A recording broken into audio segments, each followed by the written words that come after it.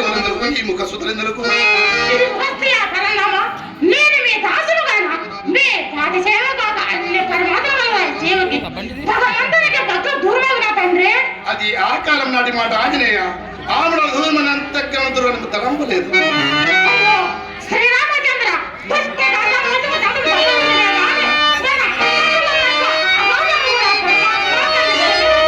నిన్ను క్షమింపగల శక్తివంతుడా.